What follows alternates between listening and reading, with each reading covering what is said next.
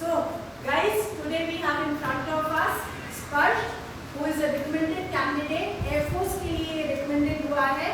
And now the session is open for everybody कि आप लोगों को जो भी question पूछने हो, जो भी कुछ जानना है, strategies के बारे में, SSB के बारे में, आपकी अपनी भी कोई personal query हो सकती है.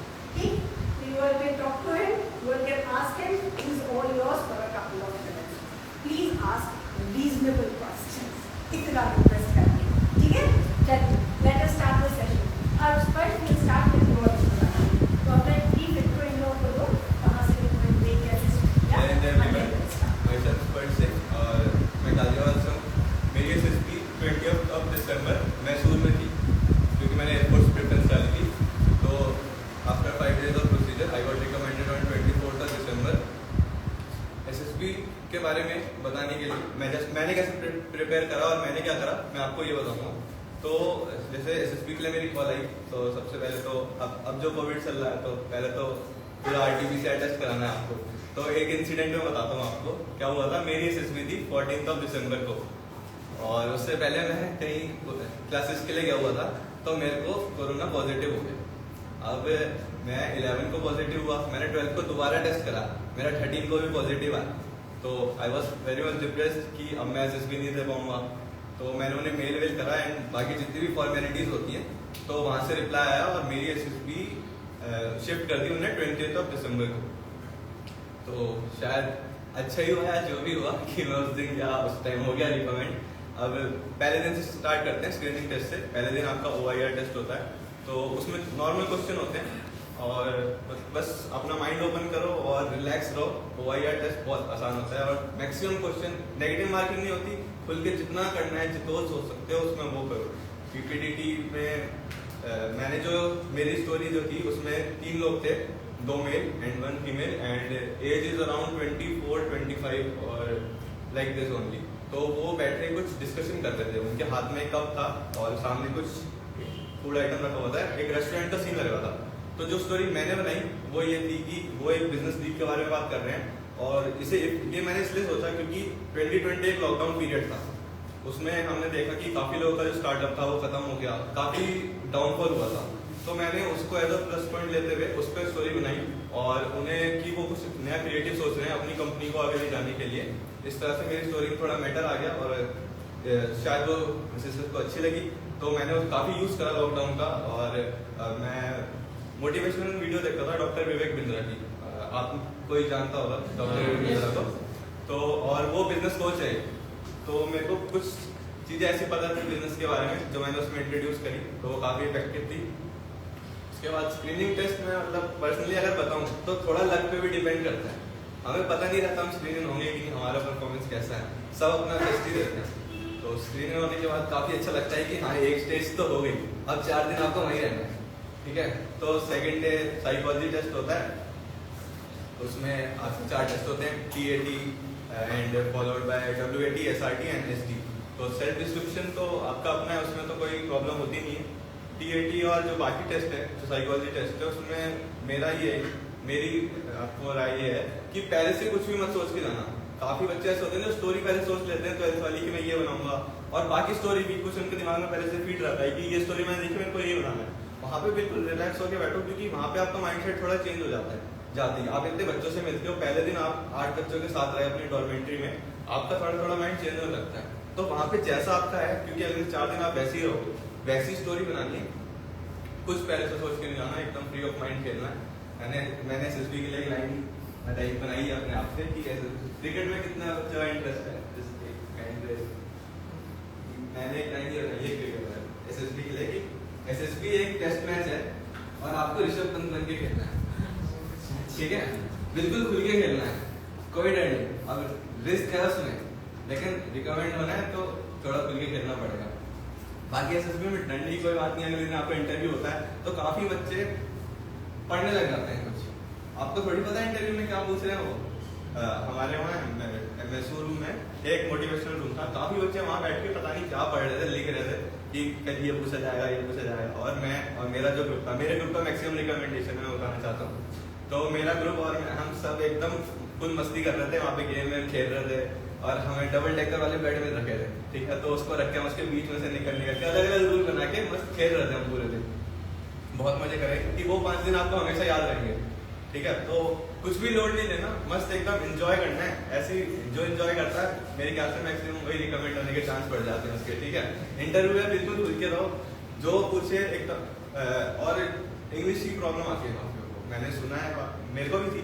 तो इंग्लिश तो देखो अपने आप से जितना इंप्रूव कर सकते हो करना ही है। मैंने खुद करी थी, मेरी इंग्लिश स्टार्टिंग में अच्छी नहीं थी, पेपर में भी मेरे इंग्लिश के क्वेश्चन ठीक ठाक ही हुए थे। इंग्लिश वहाँ पे प्रेफरेबल है, ऐसा नहीं कि मैंडेटरी है। अब इंस्ट्रक्शन भी यही होता है कि इंग्लिश से हिंदी में जा सकते हो और जितनी जल्दी हो सके रिवर्ट बैक टू इंग्लिश। तो थोड़ी फ्लुएंसी आप अपने आप से बढ़ाओ। जिसको पता है कि मेरी इंग्लिश अच्छी नहीं है, सबको अपने बारे में पता ही रहता है, बताने की जरूरत नहीं। और बाकी इंटरव्यू में खुल के बोलो, वो बेसिकली टेस्ट है आपका कॉन्फिडेंस कितना है और आप में नॉलेज कितनी है। अगर आप में रिकमेंडेड मटेरियल आप हो तो आपको कोई नहीं रोक सकता, पर किसी के आंसर याद करके नहीं जाना। कुछ जीके क्वेश्चन होते हैं जो लोग, और कुछ नॉर्मल क्वेश्चन होते हैं जो पहले के ही आंसर दे देते हैं। तो अपने आंसर बिल्कुल नए बनाओ और उस हिसाब से करो। और जीटीओ का मैं बताना चाहता हूँ, जीटीओ में मतलब जब हम आउटडोर टास्क करते हैं, PGT, HGT and final group task, उसमें जितना हो सके आगे रहने की कोशिश करो। They want to see one leader in you and the role of leader is to lead from the front, ठीक है। तो जितना आगे रहोगे, जितना आप ग्रुप में पार्टिसिपेट करोगे, क्योंकि 8 बच्चों का ग्रुप है और ज्यादा बड़ा टास्क होता नहीं, तो कुछ पीछे रह जाते हैं, बकेट उठा के रह जाते हैं। तो ऐसे नहीं करना, आपको थोड़ा पार्टिसिपेट करना है, अपने आइडियाज दो। आइडियाज नहीं आ रहे तो जिसके आइडियाज है उसको इनोवेट करो। काफी चीज आपको बस अपने आगे रहना है, आप दिखना चाहिए ऐसे सर कि आप कुछ कर रहे हो। अगर पीछे रह जाओगे तो उसकी नजर में भी पीछे रह जाएंगे और फिर रैंक रेटिंग में भी आप पीछे रह जाओगे। तो ये बहुत आसान होता है एसएसबी, तो लगता है डिफिकल्ट, अपने अंदर से सारा वो निकाल देना, आराम से खेलो और best of luck to all of you.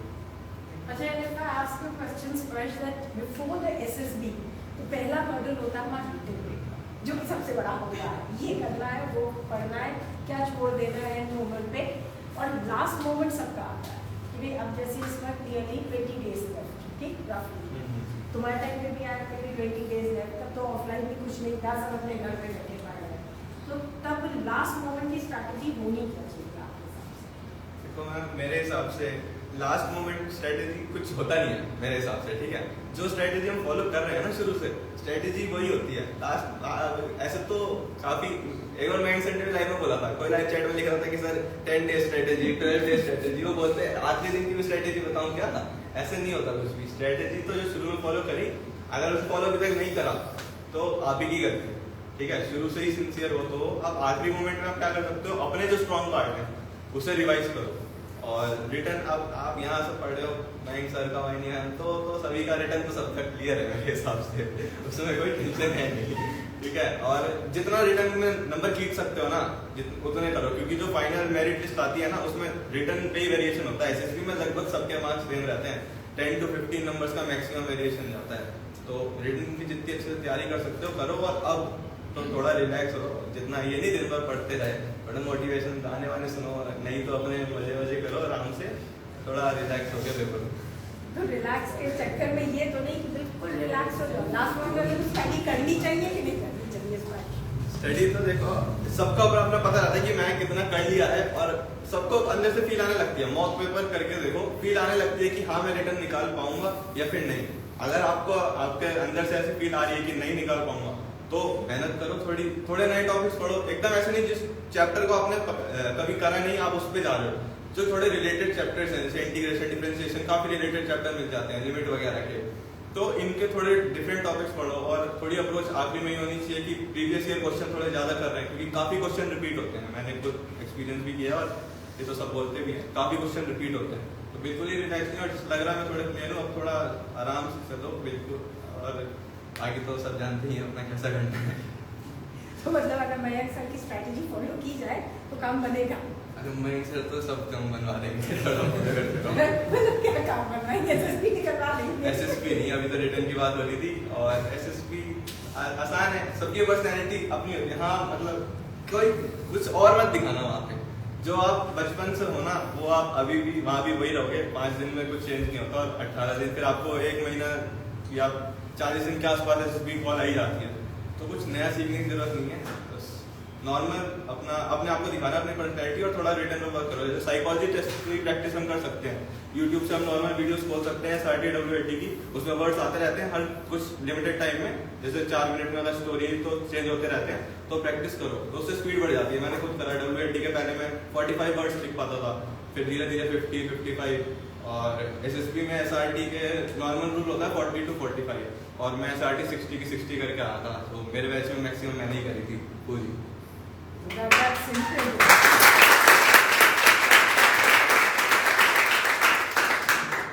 हाँ भाई, तो बॉयज आप लोगों के कुछ क्वेश्चंस जो आप पूछना चाहेंगे? बिकॉज यू रेयरली गेट, मतलब थैंकफुली MJS के पास तो बहुत से रिकमेंडेड कैंडिडेट्स हैं, पर कई बार सारे कैंडिडेट्स आपके पास लाइव आ नहीं पाते, ठीक? क्योंकि आप फोन पे बात कर सकते हैं या आप इंटरव्यूज में देख सकते हैं, but ultimately a person standing in front of you will be there with you, ठीक? तो आपका अपना जो भी क्वेश्चन है, डाउट है, चलो लेट्स शूट। हाँ भाई, कोई क्वेश्चन? मैंने इतना से एक्सप्लेन करा है। जैसे कि पेपर देखते हैं, जैसे पेपर देने गए, सीटिंग में हमारी बैठ गया, अरेंजमेंट हो गया, सब हो गया, पेपर में गया, पेपर देखते हैं पहले पूरे सेगमेंट ये कहाँ से सवाल आ गया, या फिर आगे बढ़ते ये आता है, ये आता है, मतलब 40 से 50 मतलब मैक्सिमम जो बंदा कमजोर है मैथ्स में कर ले जाता है, लेकिन जो 40 के 50 जो उसने किए हैं उसको कॉन्फिडेंट नहीं रहता कि यार ये सही है कि नहीं है, गलत है, कैसा है, तो उस हिसाब से बच्चा कंफ्यूज जाता है कि भाई मैं क्रॉस हो पाएगा, मैथ्स नहीं हो पाएगा, तो उसका GATE में कॉन्फिडेंस शुरू हो जाता है, तो वो याद किया हुआ भूल जाता है, तो उसमें आपने क्या चेंज किया? देखो, सबसे पहले तो पेपर देने से पहले उसे एक दिन पहले मैं तो कहूँगा कुछ पढ़ाई नहीं करो, मतलब एक दिन पहले तो बिल्कुल अपने आप को छोड़ दो, क्योंकि जो प्रिपरेशन करनी थी वो हमने कर ली है, ठीक है? अब जैसे 18 को पेपर है ना, अब 17 को आप कुछ ना ही पढ़ो तो अच्छा है, अपने आप को रिलैक्स छोड़ो, गाने सुनो, जो भी आपको सबसे फेवरेट चीज है वो करो। अब पेपर देने बैठते हैं तो पेपर का मेरे हिसाब से है, शुरू में 3 मार्क्स बना लो, एक टिक, एक सर्कल और एक क्रॉस, ठीक है? टिक, आप पहले एक बार पेपर को पूरा पलट लो, टिक उन्हें कर दो जो आपको पता ही है मैंने देख रखे हैं तो ऐसे ही हो जाएंगे, ठीक है? उन पे टिक लगाते चले जाओ, और जो आपको लगता है हाँ इसमें अगर मैं थोड़ा दिमाग लगाऊंगा, थोड़ा टाइम इसे दूंगा तो ये मेरे से हो जाएंगे, उन्हें सर्कल कर लो। और जो कुछ ऐसे होते हैं आप नहीं कर सकते, कितना भी दिमाग लगा लो, और या फिर बहुत ही अलग लेवल होते हैं, आपने देखा ही नहीं, आपने सारे चैप्टर तो पढ़ के, बहुत कम बच्चे जाते हैं, अगर आपने चैप्टर नहीं पढ़ा, क्वेश्चन उससे है तो उसके बारे में सोचना ही नहीं, उसे क्रॉस कर दो, सारे क्वेश्चन हमें नहीं करने, ठीक है? तो ऐसे करके अगर आप एक बार पेपर पलट लोगे तो आपको थोड़ा कॉन्फिडेंस आ जाएगा, अपने आप ही पता चल जाएंगे, 40-50 के 50-60 क्वेश्चन ऐसे निकल जाएंगे जो पहले से ही कर रखे होंगे। तो उसके बाद अगले राउंड में जब आओ तो उसको टिक करते जाओ, और जिसमें थोड़ा आपने सर्कल लगाया था कि इसे मैं करूंगा, उसे एक बार सॉल्व करने की कोशिश करो, और जो नहीं हुए तो कोई बात नहीं, एक राउंड और ले लेना, उसको छोड़ दो, जल्दी पेपर पलटने, कम से कम 2.5 घंटे के अंदर 1 से 2 बार तो आपको पूरा पेपर पलट ही देना है कि कोई क्वेश्चन रह ना जाए, तो फिर ऐसा कुछ रह नहीं जाएगा, हो जाएगा। अगर इसकी मैथ वीक है, अगर उसकी लास्ट की 20 डेज में मतलब कौन से चैप्टर जो करने चाहिए इसको 50 क्वेश्चन मतलब 50 क्वेश्चन हो जाए एंड में जैसे जो चैप्टर मैक्सिमम वेटेज का है, जैसे प्रोबेबिलिटी हो गई, स्टैटिस्टिक हो गई, पीछे का लगभग पूरा पेपर इनसे ही भरा रहता है, और ना पेपर को बहुत अच्छे से पलटना, वो पेपर थोड़ी कोरिलेशन की अच्छी नहीं रहती है, 2 पलट जाते हैं कभी कभी एक बार में, ठीक है? तो आराम से पलटना, प्रोबेबिलिटी, स्टैटिस्टिक, मैट्रिसेस, डिटरमिनेंट के मतलब जो ऐसे चैप्टर है ना जिनके क्वेश्चन भर के आते हैं, और इंटीग्रेशन के आते हैं, कैलकुलस पार्ट हो गया, कैलकुलस का पार्ट, ऐसे काफी हैं जिसको आप प्रीवियस ईयर एनालाइज करोगे ना, और तो आपको पता चल जाएगा किस किससे मैक्सिमम वेटेज है। उसमें फिर 3D एंड वेक्टर, इसके भी काफी क्वेश्चन आते हैं, तो इस हिसाब से देख लो कि मैक्सिमम वेटेज वाले चैप्टर कौन कौन से हैं, और वो तो मतलब मैं कहूँगा मैक्सिमम वेटेज वाले चैप्टर तो करके जाना ही है, ठीक है? अभी तो है कुछ डेज 20 के आसपास, तो अभी मेन फोकस अपना उस पर कर लो, क्योंकि मैक्सिमम क्वेश्चन होगा तो जो स्मॉल क्वेश्चन होते हैं ना वो आसानी से हो जाते हैं, कॉम्प्लेक्स से क्वेश्चन आसान आते हैं। Complex biology. और एक पॉइंट और है कि हम देखते हैं कि मैक्सिमम क्वेश्चन किससे आते हैं, और जैसे कैलकुलस से मैक्सिमम क्वेश्चन आते हैं, लेकिन उसके इतने आसान नहीं रहते, मतलब मीडियम लेवल होता है, इतना आसान तो नहीं होता। अब जैसे कुछ चैप्टर है जैसे कॉम्प्लेक्स नंबर एंड एक और है, एक तो और है जिसके क्वेश्चन आसान रहते हैं लेकिन इतने ज्यादा नहीं होते, तो हम उसमें भी वर्क कर सकते हैं कि अगर आसान क्वेश्चन जल्दी हो जाए। ट्रिग्नोमेट्री हो गया, हाँ, ट्रिग्नोमेट्री वगैरह, प्रोग्रेशन प्रोग्रेशन, एपी वगैरह सारे चैप्टर, इनके क्वेश्चन शायद कम आते हैं लेकिन आसान होते हैं। तो हमारा एक पॉइंट ये भी रहना चाहिए कि आसान वाले चैप्टर भी हम जल्दी कर लें। ये अभी आपकी आगे स्ट्रेटेजी होनी चाहिए।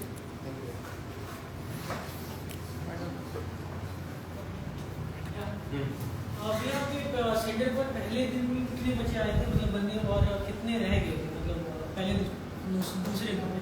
एसएसबी ना, हाँ मेरी जो 20th को एसएसबी थी, वहाँ पे कुछ 175 176 रिपोर्टिंग थे, उनमें से स्क्रीन इन हुए थे 51। 51 स्क्रीन। हाँ, और बाकी सारे पहले डे आउट हो जाते हैं, उन्हें 150 के आसपास, 129 के आसपास आउट हो गए। हाँ, वो तो आउट हो ही जाते हैं। स्क्रीनिंग का रेट इतना ही रहता है, बल्कि ये भी ज़्यादा ही हो गए थे। हाँ, कुछ 40-50 तक ही रहता है। मतलब कोई टाइम लिमिट होती है तो कुछ करने का, मतलब जैसे लिख ले OER से होता है कुछ टाइम लिमिट मिलती है, वो DIPR नंबर होते हैं, सबकी अलग अलग होती है। जैसे कुछ में 17 मिनट 40 क्वेश्चन होता है, किसी में 20 मिनट 50 क्वेश्चन रहता है, किसी में कुछ 35 क्वेश्चन होते हैं। टाइम को पहले से फिक्स रहता है और सबको उतना ही मिलता है, तो उसमें कोई ऐसी बात नहीं। मैंने सारे करे थे। 40। हाँ हाँ, नेगेटिव मार्किंग नहीं होती, तो अगर आप किसी में कुछ डाउट भी है ना, तो कुछ ना कुछ तो आप कर ही सकते हो, क्योंकि क्या आप देखो ऐसा तो है नहीं नंबर कटने हैं, तो क्या पता सही हो जाए। तो प्लस पॉइंट यही है, सारे क्वेश्चन अटेम्प्ट करो। और स्टोरी जो आपने बनाई थी वो नेगेटिव इम्पैक्ट मतलब था, इसमें कुछ पॉजिटिव इम्पैक्ट रहता था? ये ना पहले से नहीं सोचना चाहिए। अगर स्टोरी नेगेटिव है तो आप नेगेटिव ही बनो। मैंने यूट्यूब पर देखा ना, बोलते नेगेटिव नहीं बनाना, तो पॉजिटिव टाइप का लेकर चल रहा है। अब वो तो फिर आप बिल्कुल स्टोरी को चेंज कर दोगे, तो कोई सेंस नहीं है ना इस बात की। तो इसीलिए अगर आप जो हो, अगर आपको स्टोरी देख के आपके दिमाग में नेगेटिव इम्पैक्ट आ रहा है, तो पॉजिटिव, हाँ उसमें से अगर आप थोड़ी स्कोप है कि उसे पॉजिटिव डायरेक्शन में ले जाओ तो प्लीज ले जाना। लेकिन अगर बिल्कुल स्टोरी नेगेटिव, वैसे कम आती है ऐसी, एनडी में तो कम आती है। अगर स्टोरी बिल्कुल ही नेगेटिव है तो ऐसा नहीं कि उसे बिल्कुल पॉजिटिव बना दिया, नेगेटिव है तो नेगेटिव ही है। भैया आपका पेपर 1 और पेपर 2 में स्कोर कितना था? मतलब मैं पहले मैथ में और मेरे टोटल 374 नंबर है, और मेरा पहले पेपर में मैथ में स्कोर था 164 और दूसरे में कुछ 210 या 211 GAT। एसएसबी में 374, दोनों में मेरे 374 नंबर है। And that also breaks this जो आइडिया है ना आपका कि बहुत हाँ। हाई स्कोर होगा तभी सेलेक्ट होगा, तो ये चीज रिलैक्स करके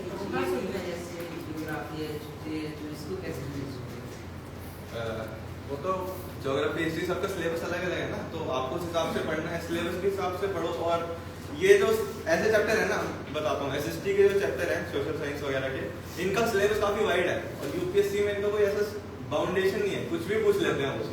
तो आप मतलब जितना पढ़ सकते हो उतना पढ़ लो, कोई लिमिट तो है नहीं पढ़ने की। यूपीएससी का कोई भी पेपर हो, एनडी और एनडी सिविल सर्विसेज पेपर, कोई लिमिट नहीं है, जितना पढ़ सको। अगर आपका पढ़ा हुआ आ गया तो ठीक है, नहीं पढ़ा हुआ है तो कोई बात नहीं। इसलिए अपने पीसीएम पे थोड़ा फोकस करो। अब जो पहले से आते हैं, कौन से स्ट्रीम कौन सी थी? पीसीएम। हाँ, तो जैसे साइंस के सब्जेक्ट पे ज़्यादा फोकस करो, और जैसे फिजिक्स केमिस्ट्री थोड़ी तो पहले से रिलेटेड है, तो अब थोड़ा एसएसटी पे भी फोकस करना है, क्योंकि मैंने 2019 में जो पेपर दिया था 12th क्लियरिंग, तो मैंने एसएसटी कम पढ़ी थी, तो मैथ तो मेरा तब भी क्लियर हो गया था, लेकिन मैं खाली साइंस पढ़ के गया था दूसरे पेपर के लिए, तो मेरा रिटर्न वाला क्लियर नहीं होता। तो हमें पढ़ना लगभग सब कुछ थोड़ा पढ़ ही सकते हैं। हाँ, और एक और बात मैं बताना चाहता हूँ, जैसे रिटर्न में कुछ के कम नंबर होते हैं, मेरे थे 374 है, और मैंने कुछ कैलकुलेट करे थे 378 के आसपास। अब एसएसबी में जब आप जाओगे ना, तो 8 का आपका बैच बनेगा, तो आप आपस में एक डिबेट टाइप या फिर एक करोगे डिस्कशन कि किसके कितना नंबर है। तो आपको कुछ बच्चे ऐसे मिलेंगे जो दिखाएंगे उनके बहुत ज़्यादा नंबर है। मेरे को खुद मिले थे मेरे बैच के, मेरे रूम में ही, मैंने बोला 380, कुछ ऐसे 420, 450, 400 से नीचे तो किसी ने बोला ही नहीं, कोई तो 500, ठीक है। लेकिन रिकमेंड कौन हुआ? डराने के लिए, ठीक है। एसएसबी में मतलब रिटर्न में इतने नंबर बताते हैं, लेकिन अब जब मेरिट लिस्ट आई तो मेरे साथ ही है सारे। तो थोड़ा अपनी अकल से चलना, ठीक है, दूसरे के कहे सुने पे नहीं चला जाता। जो है वही दिखाना। आपने करंट अफेयर्स कहाँ से पढ़े थे? करंट अफेयर्स की क्लासेस हुई थी यूट्यूब पे, सर के चैनल पे, मैंने वहाँ से पढ़े थे, और कुछ एक दो वेबसाइट भी हैं, एक लीड द कॉम्पिटिशन। हाँ, तो आप नॉर्मल से पढ़ सकते हैं, और इतना मतलब करंट अफेयर तो काफ़ी ही है, जो मेन है उन्हें, जैसे अवार्ड वगैरह के बारे में बताता हूँ, अवार्ड वगैरह के बारे में काफ़ी आता है, ठीक है, और आजकल के जो इधर उधर न्यू इन्वेंशन हुए, डिफेंस में जो न्यू इन्वेंशन हुए उसके बारे में भी काफ़ी आता है। हाँ, इसके बारे में आप पढ़ सकते हैं। भैया मैं ये पूछना था, आपने एसएसबी के लिए कोई मतलब कोचिंग ली थी या सब कुछ सेल्फ आपने प्रिपेयर किया? एसएसबी के लिए मैंने कोचिंग टाइप तो नहीं थी, लेकिन हाँ मैं गया था एसएसबी ओजीसी देहरादून में है, ग्रुप कैप्टन पुनीत शर्मा वहाँ पे हैं, तो वो एक ओरिएंटेशन ग्रुप की क्लासेस थी वहाँ पे। उनका मेन एम और मोटिव मेरे को अच्छा लगा, मैं काफ़ी रिसर्च करके गया था, मैंने काफ़ी कोचिंग के बारे में पढ़ा था, मैं नाम नहीं लूँगा उनका। वो क्या करते हैं, अपने आइडियाज फीड कर देते हैं बच्चों में, ठीक है, कि तुम्हें ये बोलना है। वहाँ पे असेसर ये इतने सालों से बच्चों को देखे जा रहे हैं, ठीक है, उन्हें पहले ही पता चल जाता है आपके कुछ वर्ड से कि आप कोचिंग वाले हो कि नहीं। तो उसके बाद आपका रिकमेंडेशन थोड़ा मुश्किल तो नहीं कहूँगा, आप अच्छे तो हो जाएगा, लेकिन थोड़ा उनके दिमाग में हो जाता है कि अच्छा ये कोचिंग वाला इधर से उन्हें पहले ही पता चल जाता है, तो थोड़े प्री फीडेड आइडियाज हो जाते हैं। मैं जहाँ गया था उनका मेन एम ये था कि हम जो है हमें अपडेट करना है। उन्होंने हमें प्रॉब्लम दी थी, हमें डिफरेंट सिचुएशन हमें दी थी और हमें उसमें खुद ही अपने सोल्यूशन देने थे। उन्होंने कुछ भी सोल्यूशन हमें बताए नहीं, उन्होंने बस ये बताया हाँ ठीक है, रॉन्ग है, क्या इसमें इम्प्रूवमेंट की गुंजाइश है कि नहीं। तो मैं गया था कोचिंग। तो मतलब आपका क्या कहना है, मतलब वैसे कोचिंग लेनी चाहिए या खुद से अपना इम्प्रूवमेंट हो सकता है? ऐसा कुछ जरूरी नहीं है, मेरे साथ ही काफी बच्चे थे जो रिकमेंड हुए, उन्होंने कोई कोचिंग नहीं ली थी। वो बस एक फायदा ही हो जाता है कि आपको थोड़ा और डेप्थ नॉलेज हो जाती है एसएसबी के बारे में। हालांकि आजकल तो सभी कुछ आउट है, यूट्यूब पे इतनी वीडियोस हैं, तो खाली वो वाले वीडियो देखना जिसमें एसएसबी के बारे में बताते हैं, कुछ टिप्स वगैरह बताते हैं ना, वो थोड़े कम देखना, वो प्रीफीडेड हो जाता है। आपके दिमाग में अगर आपने एक बार सुन लिया और अगर सिचुएशन आपको वही आ गई तो बाय श्योर आप वही लिखोगे और वही करोगे, तो एकदम जरूरी नहीं। Any other questions? भैया जो ओरिजिनल में मैं हूँ वो शो करूँगा कि जो डिमांड है उनकी वो शो करूँगा? डिमांड उनकी पता है आपको क्या है? लीडरशिप क्वालिटी, ऑफिसर्स उनकी क्वालिटी। डिमांड कुछ भी नहीं है, उनकी वो रिकमेंडेड मटेरियल देख रहे हैं आपके अंदर। अगर आप अपने आप को शो करना है, अगर आप रिकमेंडेड मटेरियल हो तो वो आपको ले लेंगे, और अगर नहीं हो तो फिर नहीं लेंगे, तो उसमें कोई बुरा होने की जरूरत नहीं है। 5th डे पे वो एक वीडियो भी दिखाते हैं, कोई एग्जांपल पता है किसी को जो सबसे सब यही एग्जांपल, तो बेस्ट एग्जांपल है एपीजे अब्दुल कलाम को आजकल कौन नहीं जानता, मेरे तो कुछ आइडियल भी हैं वो, ठीक है, वो भी एसएसबी में नहीं हो पाए थे। तो ऐसा कुछ नहीं है, अगर आप रिकमेंडेड मटेरियल हो तो वो आपको ले लेंगे, नहीं हो तो नहीं लेंगे, तो इसका मतलब ये नहीं आपको हम बहुत कुछ है।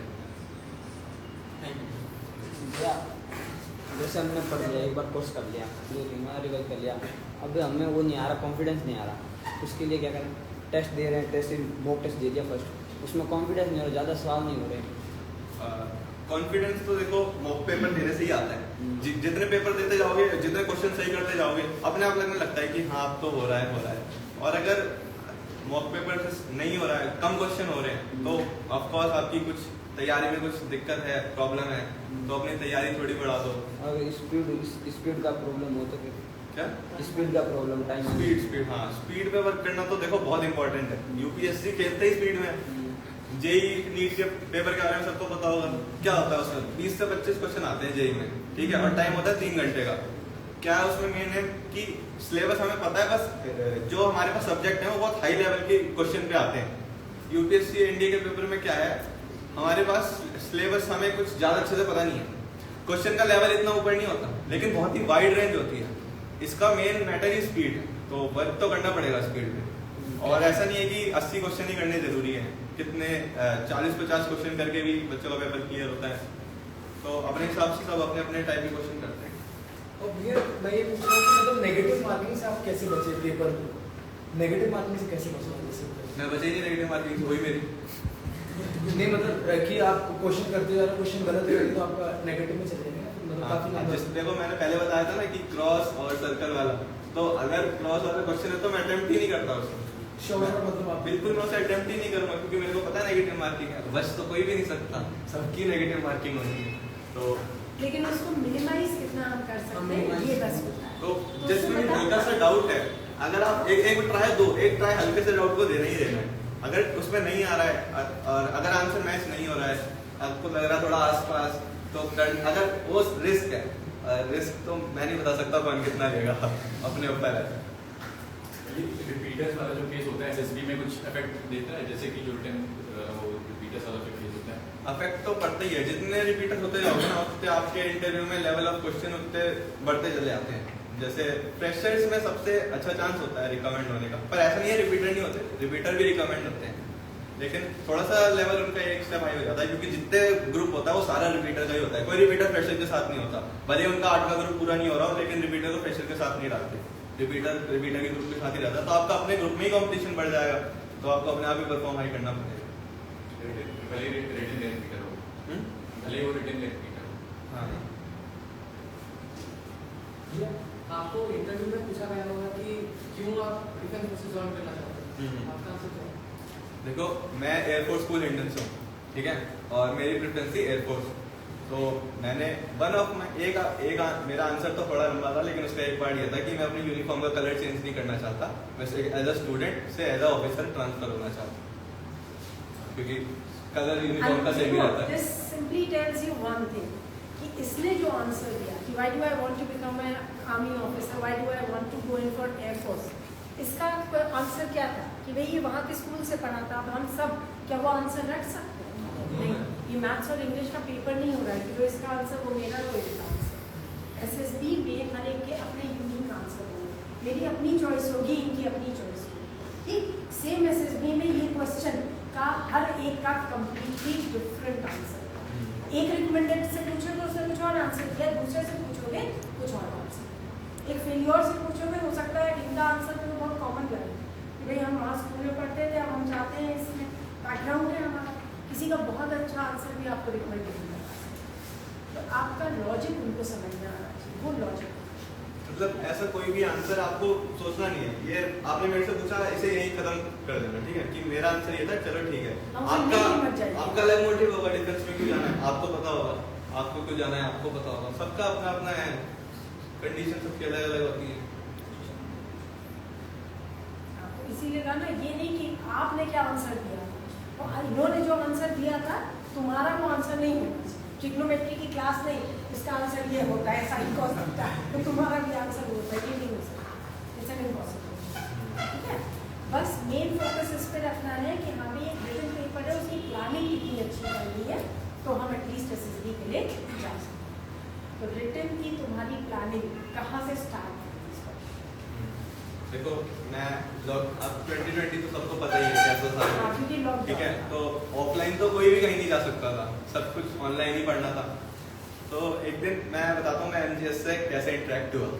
मैं एक दिन मैथ तो मैं पढ़ ही लेता था, मैथ मतलब इतनी थी कि क्लियर हो जाता पेपर, स्कोरिंग के लिए तो मेरे को आना ही पड़ता चैनल पे। एक दिन मैं साइंस बैकग्राउंड से था, तो PCM भी ठीक थी, मैं हिस्ट्री पॉलिटिक्स के लेके थोड़ा सोच रहा था, तो मैंने एक दिन ऐसे सर्च करा कि शॉर्ट ट्रिक्स ऑफ पॉलिटिक्स, तो मेरे को वीडियो मिली मयंक सर की, आप में से आप ही को पता होगा या नहीं पता होगा, पहले मयंक सर पॉलिटिक्स और इसकी वीडियो भी डालते थे, पॉलिटी और कुछ चीजों के एक चैप्टर के मयंक सर ने इंग्लिश का भी एक वीडियो डाला, और मेरे को वही बढ़िया लगा था, मेरे को वो इनफैक्ट ज्यादा अच्छा लगा था, अच्छा हंसा के सर याद करा देते थे, मैंने कहा ये तो बढ़िया चीज है यार, इसे फॉलो करना चाहिए, ठीक है। तो लेकिन सर ने बता दिया था वीडियो में कि मैं मैथ का टीचर हूँ, तो उस टाइम मैंने सर ज़्यादा ध्यान नहीं दिया, मैं उनका जो GAT वाला पार्ट था वही फॉलो करता था। फिर एक दिन मैंने उनकी मैथ की वीडियोस भी देखी, मैंने कहा कि चलो ये भी देख लेते हैं, क्या पता कुछ फायदा मिल जाए, क्या पता, ठीक है। तो मैंने वो देखी, अब पहली बारी में तो मेरे को ऐसे जितना पसंद नहीं आया था, पर्सनली बता रहा हूँ, तो उसके बाद मैं थोड़ा देखता गया, थोड़ा एक तुम किसी को एक ट्राई देके नहीं छोड़ देना, मैं थोड़ा और फॉलो करा, फिर थोड़ा पसंद आने लगा, फिर मैंने थोड़ा और देखा, तो मैंने कहा टाइम तो सेव हो रहा है, कि मयंक सर की वीडियो से टाइम काफ़ी सेव होता है। फिर मैंने थोड़ा और फॉलो करा, फिर सर ने लाइव क्लासेस शुरू करी, तो अगर एक टीचर से इंटरेक्शन होकर पढ़ाई होती है ना, तो वो और भी अच्छी पढ़ाई होती है। MGS पे लाइव क्लासेस चलती थी, 10 बजे से शुरू होती थी, पहले मैम की होती थी, फिर 11 से 12 सर की होती थी, फिर शाम को एक साइंस की भी होती थी, ऐसे करके काफ़ी क्लासेस होती थी, तो मैंने लाइव क्लास सारी लेता था। लाइव में क्या है, लाइव चैट में बात करते हैं, तो आपस के कुछ बच्चे होते हैं जो सेम तैयारी कर रहे हैं, उनसे अगर पहले आंसर देते हैं तो कॉन्फिडेंस बहुत बूस्ट हो जाता है, ठीक है। तो सर क्वेश्चन उधर बोल रहे हैं, यहाँ पे लाइव चैट में कॉम्पिटिशन चलता था, कौन पहले आंसर देगा, और जो पहले देता था सर उसका नाम भी लेते थे, ठीक है। तो इसी रेस के लिए सब और बच्चे अच्छे से पढ़ते भी थे। तो इसके थ्रू मेरी MGS के एक इंटरेक्शन हुआ, फिर मैं थोड़ा और फॉलो करता गया, फिर MGS का बहुत ज़्यादा एक टाइम टेबल टाइप बन गया था, और वो टाइम टेबल फिर मैंने अपने लाइफस्टाइल में भी फॉलो कर लिया था, उस हिसाब से मैं उठता था। मैंने उसका टाइम फिक्स रखा और अपना हिसाब से टाइम अरेंज करा, अपने वर्कआउट का टाइम अलग। फिजिकल फिटनेस पे भी सब ध्यान देना, वो भी बहुत जरूरी रहती है, ठीक है। कुछ लोग यहाँ बैठे हैं जो फिजिकल फिटनेस के लिए बहुत ज़्यादा, तो फिजिकल फिटनेस पे ध्यान देना बहुत जरूरी है। ऐसे करके मैंने पढ़ाई करी थी। और SSB का एक केस बताता हूँ मैं, मतलब GTO वाले टास्क में होता है GPE, ग्रुप ट्रेनिंग एक्सरसाइज, ठीक है। उसमें हमें एक कॉमन स्टोरी बनानी होती है, तो कुछ भी ऐसा मत लिखना कि जो बहुत ही ज़्यादा ऑकवर्ड हो जाए। हमारे में 3 प्रॉब्लम थी, 3 मेजर प्रॉब्लम होती है, उसमें एक माइनर प्रॉब्लम होती है। मेजर प्रॉब्लम ये थी, एक हमारा कुक था, उसका सर डैमेज हो गया था, ब्लीडिंग हो रही थी बहुत हैवी। एक जगह मैरिज लूट होने वाली थी, दिस इज सेकंड प्रॉब्लम। और एक जगह ट्रैक खराब था रेलवे का, तो हमें इन्फॉर्म करना था कि रेलवे ट्रैक ठीक कर दो। फोर्थ प्रॉब्लम ये थी, एक बच्चे की गोल्डन चेन हो गई थी, ठीक है। तो आपसे पूछना चाहता हूँ, पहले क्या करोगे अगर इस सिचुएशन में हो? सबसे ट्रैक मेरे हिसाब से पहले ब्लीडिंग वाले इंसान को ठीक करना चाहिए, ठीक है, क्योंकि उसका लाइफ डेट है। ट्रेन तो अभी आने का टाइम है ना, लेकिन पहले उसको ठीक करना चाहिए। अब हम सब ये बोल रहे थे, अब हमारे पीछे एक लड़का था, उसकी आवाज बहुत भारी थी, वो उधर से चिल्ला रहा बाहर कि हम पहले गोल्ड चेन ढूंढ लेते हैं, ठीक है। मतलब कोई सेंस नहीं है ना इस बात की, उसे बहुत लग रही थी, वो गोल्ड चेन ढूंढ रहा। अब उसके हिसाब से यहाँ पे इतनी सारी प्रॉब्लम है और हम सब मिलकर गोल्ड चेन ढूंढ रहे हैं। पहले गोल्ड चेन ढूंढ लेते हैं, पैसे वैसे आ जाएंगे, उससे इलाज करा लेंगे इनका। बहुत उधर ऑकवर्ड लग रहा था हमें कि ये क्या बोल रहा है, और वो चुप नहीं हो रहा था, बोलते ही जा रहा था, ठीक है। हमने उसे बाद में ले जाके समझाया कि भाई ऐसी बात है, ऐसे मत करो। लेकिन ऐसे बच्चे भी आपको मिलेंगे, ठीक है, और काफी तो आपको ऐसे मिलेंगे जो आपको वहीं डिमोटिवेट कर देंगे। एक तो मार्क्स से कि मेरे इतने ज्यादा हैं, कुछ अपनी नॉलेज देने लग जाएंगे। आप अपने आप से अपनी नॉलेज लेके जा रहे हो यहाँ से, वही वहां पे दिखाना, ठीक है। जितनी तैयारी यहाँ कर ली, उधर कुछ तैयारी मत करना। वो अपनी नॉलेज देंगे आपको कि उस जगह ऐसा टेस्ट में ऐसा परफॉर्म कर दियो तो रिकमेंड हो जाएगा। तो उनसे पूछने की तू क्यों नहीं हुआ आगे, ठीक है। काफी अच्छी चीजें जहाँ, और बहुत मजा आता है SSB में। रात भर हमने तो बहुत मजे करे थे SSB में। बाकी सुबह जल्दी उठना होता है तो कभी नहीं होता, तो यही है। हाँ भाई, यदि वो क्वेश्चंस कुछ, हाँ सर हाँ, भैया कोई ऐसा किस्सा होगा कि SSB में जैसे आपको लगा कि ये काम नहीं हो पाएगा मेरा? ऐसा हुआ तो था, मैं बता नहीं सकता, बाद में बताऊंगा। यानी that means there comes a point in time जब एक आदमी बहुत लो फील कर सकता है, but if you can walk through, होता है ना, if you can cross, मतलब ऐसा लो फील तो नहीं कर रहा था, पर मैंने ऐसे कुछ कांड कर दिया जो थोड़ा अजीब हो गया था। बट उससे डरिएगा नहीं। हाँ। और मेन चीज जो अभी स्पर्श नहीं करी, कोई दूसरा ज्ञान देने लगना, ठीक, तो वो ज्ञान की बातें नहीं सुनिएगा। ज्ञानी बाबा वहाँ बहुत मिलेगा, बहुत अलग-अलग कोचिंग आएंगे, बड़ी कोचिंग का नाम लेंगे, आपने सुनी होगी, फिर आप सोचोगे यार ये तो इस कोचिंग से है, इस कोचिंग से है, हम तो ऐसे ही नॉर्मल उठ के आ गए।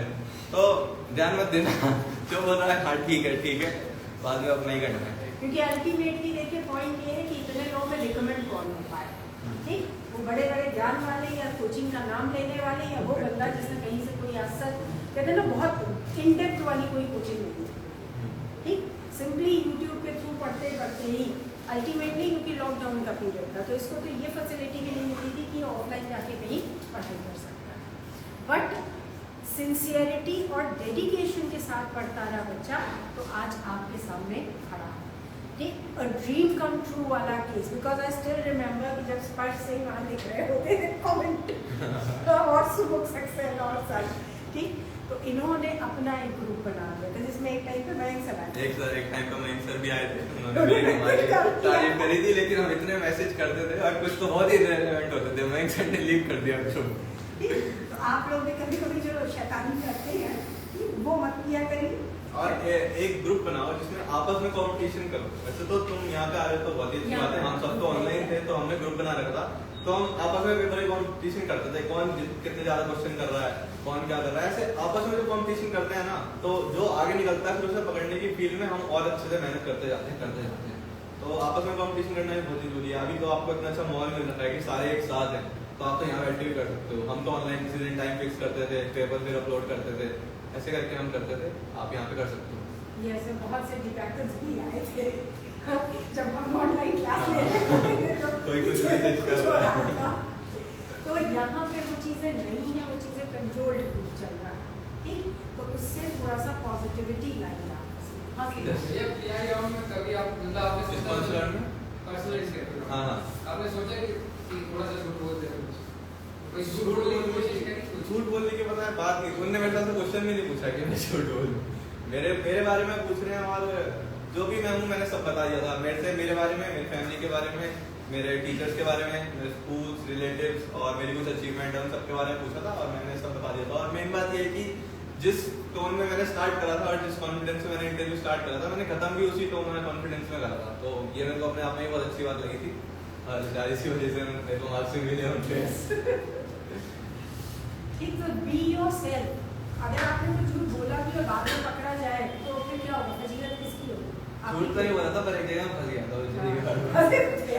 ठीक है, मैं एक इंसिडेंट बताता हूँ। मैंने जेईई का पेपर दिया था। उन इंटरव्यू में मेरे को पूछा कि एनडीए के अलावा क्या, तो मैंने जेईई का पेपर दिया था। तो मेरी परसेंटाइल कुछ 65 के आसपास आई, 67। तो उन्होंने मेरे से पूछा रैंक, तो मैं इतने कॉन्फिडेंस में बोलती हाँ ये रैंक। तो मेरे को नहीं पता था रैंक क्या होती है उसके हिसाब से।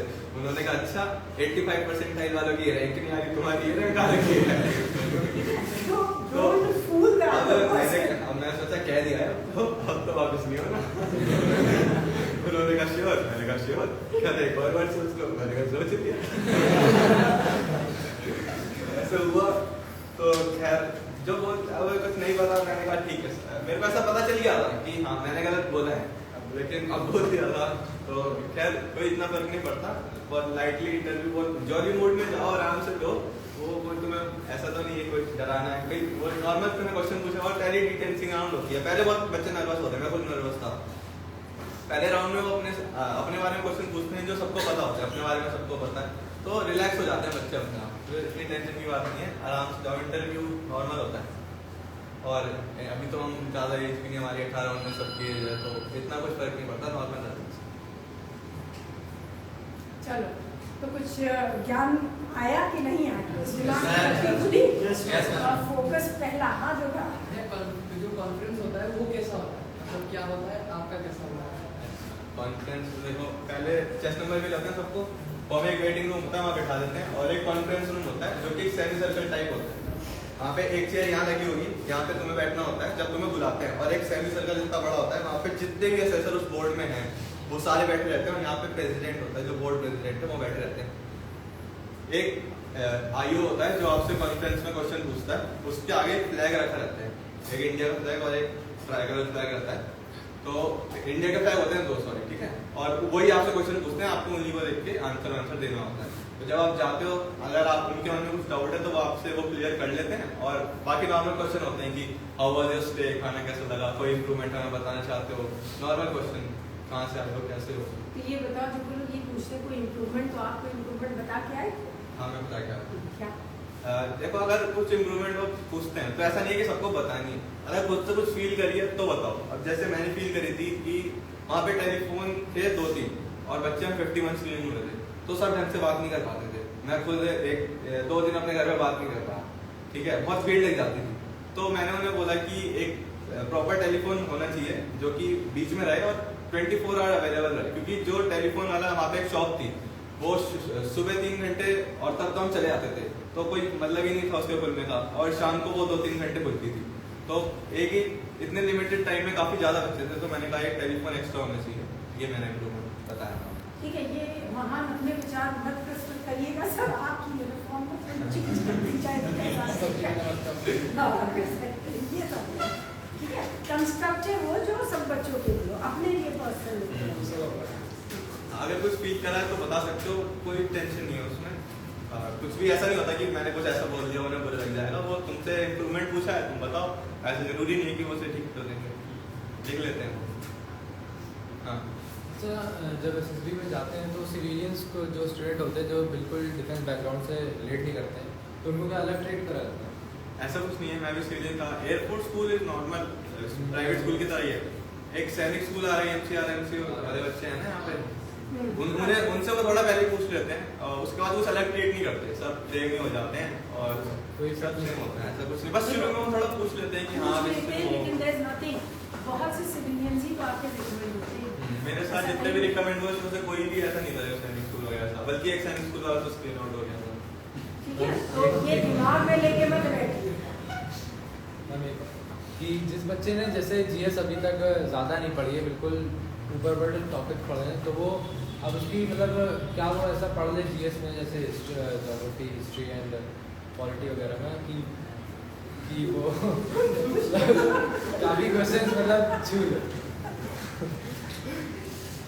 मैंने तो देखो शुरू से पढ़ी थी, अब ऐसा कोई टीचर तो नहीं है। देखो इन्होंने तो पढ़ी कहाँ मतलब ऐसे भी टॉपिक आपने बताना चाहेंगे कि ये पढ़ लो हिस्ट्री में सब वगैरह। अब जैसे मैंने इससे इधर किसी ने क्वेश्चन पूछा था, यूपीएससी का काफ़ी वास्ट सिलेबस है, तो हिस्ट्री में तो मैंने काफ़ी कुछ पढ़ा था, जैसे रशियन रिवॉल्यूशन, अमेरिकन रिवॉल्यूशन, काफ़ी चीज़ें पढ़ी थी मैंने। वर्ल्ड हिस्ट्री, इंडियन हिस्ट्री तो बहुत, इंडियन हिस्ट्री थोड़ी आसान है, मेरे को अच्छी भी लगती है पर्सनली, कैसे हमें आज़ादी मिली, क्या क्या तरीके हुए थे, तो ऐसे करके इंटरेस्ट लेके पढ़ोगे तो सब हो जाएगा। और पॉलिटी तो ज़्यादा बड़ी है नहीं, कुछ थोड़ी चीज़ें याद करनी है। सही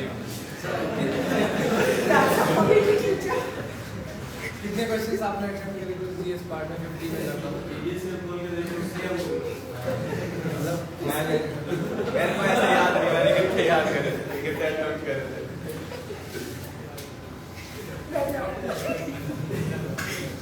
इंग्लिश में क्या चलो